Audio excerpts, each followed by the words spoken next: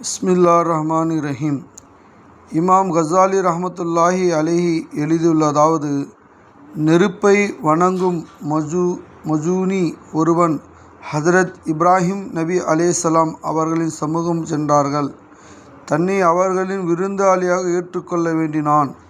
அதற்கு, நீ முஸ்லீமாகிவிடு, நான் உன்னை என் விருந்தாளியாக ஏற்றுக்கொள்கிறேன் என்று நபி அவர்கள் கூற, அந்த மஜூதி சென்று விட்டான். அல்லாஹ்விடமிருந்து வஹி அறிவிப்பு இறங்கியது, இப்ராஹிமே, மதம் மாறாமல் அவனுக்கு ஒரு இரவு உணவு கூட வழங்க உம்மால் முடியவில்லை. அவன் காஃபிராக இருந்தும் 70 ஆண்டுகளாக அவனுக்கு நாம் உணவு வழங்கி வருகிறோம். ஒரு நேர உணவு அளித்திருந்தால் உனக்கு என்ன குறைந்துவிடப் போகிறது? ஹதரத் இப்ராஹிம் அலைஹிஸ்ஸலாம் உடனே அவனை தேடி ஓடனானார்கள். அவன் கிடைத்து விட்டான்.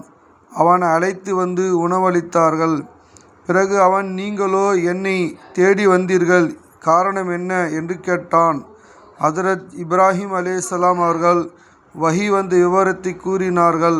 அதற்கு அவன், அல்லாஹ் என்னுடன் இவ்வாறு நடந்து கொள்கிறான், ஏனெனில் எனக்கு இஸ்லாம் கற்றுத்தாருங்கள் என்று கூறி உடனே முஸ்லீம் ஆகிவிட்டன. ஓர் ஹதீஸில் 3 விஷயங்கள் இருக்கின்றன. அதில் யாருக்கும் எத்தகைய பாகுபாடும் இல்லை. 1. பெற்றோருக்கு உபகாரம் புரிய வேண்டும், அவர்கள் முஸ்லிமானாலும் சரி காஃபிரானாலும் சரி. 2. செய்த வாக்குறுதியை நிறைவேற்ற வேண்டும், வாக்களித்தது முஸ்லிமானாலும் சரி காஃபிரானாலும் சரி. 3. அமானிதத்தை திருப்பி ஒப்படைக்க வேண்டும், அமானிதம் முஸ்லிமிடம் ஆனாலும் சரி காஃபிரிடம் ஆனாலும் சரி என்று வந்துள்ளது. அல்லாஹ் தஆலா எந்த ஹதீஸை படித்தோமோ, எந்த ஹதீஸை கேட்டோமோ அதன்படி நம்ம முழு உலக உம்மத்தையும் எல்லாம் அமல் செய்ய நல் உதவி புரிவானாக. ஆமீன். ஸல்லல்லாஹு அலா முஹம்மது ஸல்லல்லாஹு அலைஹி வஸல்லம்.